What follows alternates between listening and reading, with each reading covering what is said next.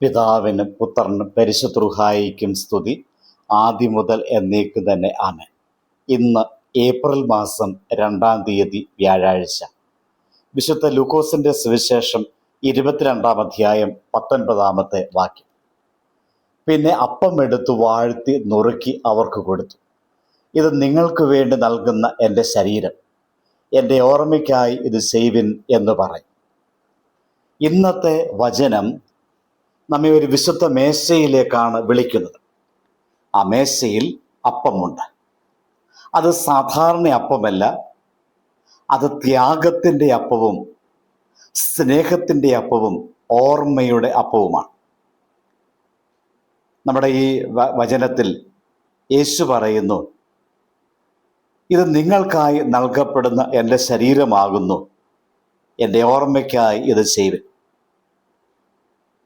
യേശു എന്നെ ഓർക്കുവാൻ എന്ന് പറഞ്ഞത് ഒരു ചടങ്ങ് ആവർത്തിക്കാനോ ഒരു ആചാരം പാലിക്കാനോ വേണ്ടിയല്ല, മറിച്ച് അവൻ്റെ സ്നേഹത്തെ നമ്മുടെ ജീവിതത്തിൽ അനുഭവിക്കുകയും അത് നമ്മുടെ പ്രവൃത്തികളിലൂടെ പ്രകടിപ്പിക്കുകയും ചെയ്യാനാണ്.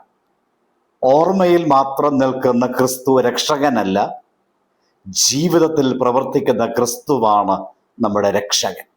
അതുകൊണ്ട് നാം സ്നേഹം ഓർക്കുകയും സ്നേഹത്തിൽ ജീവിക്കുകയും സ്നേഹം പങ്കിടുകയും ചെയ്യേണ്ടവരാണ്. വിശുദ്ധനായ ജോൺ ക്രിസോസ്റ്റം പറഞ്ഞിരിക്കുന്നു, യൂക്കറിസ്റ്റിൽ നാം കാണുന്നത് അപ്പം മാത്രമല്ല, ജീവന്റെ ഉറവിടമായ ക്രിസ്തുവാണെന്നാണ്. ദൈവത്തിൻ്റെ സ്നേഹം യൂക്കറിസ്റ്റിൽ നാം കാണുന്നു. ആ സ്നേഹം ഓർക്കുക എന്നത് ദൈവത്തിൻ്റെ സ്വഭാവം തന്നെ നമ്മുടെ ജീവിതത്തിൽ പ്രകടിപ്പിക്കുക എന്നതുമാണ്. അപ്പോൾ യേശുവിനെ ഓർക്കുന്ന ഒരാൾ ക്ഷമിക്കുകയും സ്നേഹിക്കുകയും ത്യാഗം അനുഷ്ഠിക്കുകയും ചെയ്യേണ്ടതാണ്. ഇന്നത്തെ കാലത്ത് പലർക്കും യേശു ഒരു ഓർമ്മ മാത്രമായി മാറിയിരിക്കുന്നു.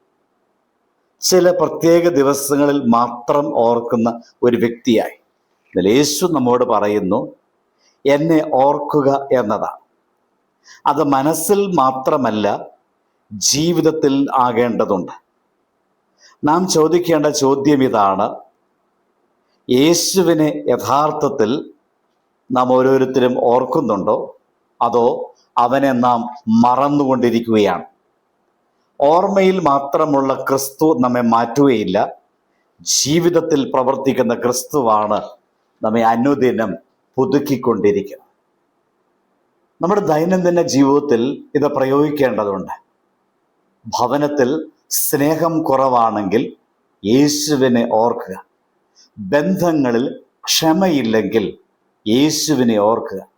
മനസ്സ് തകർന്നിരിക്കുകയാണെങ്കിൽ യേശുവിനെ ഓർക്കുക.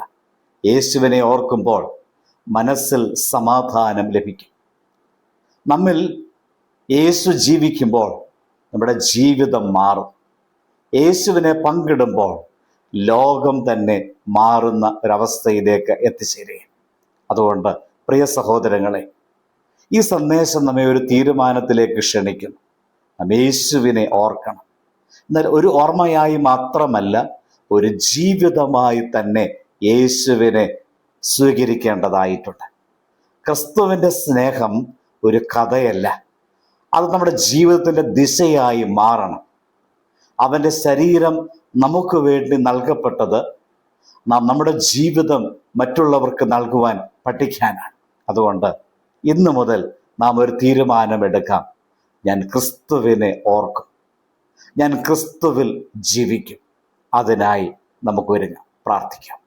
കരുണാനിധിയായ കർത്താവേ, ഞങ്ങൾക്കായി നിന്റെ ശരീരം നൽകിയതിനാൽ ഞങ്ങൾ നിനക്ക് നന്ദി കരേറ്റുന്നു.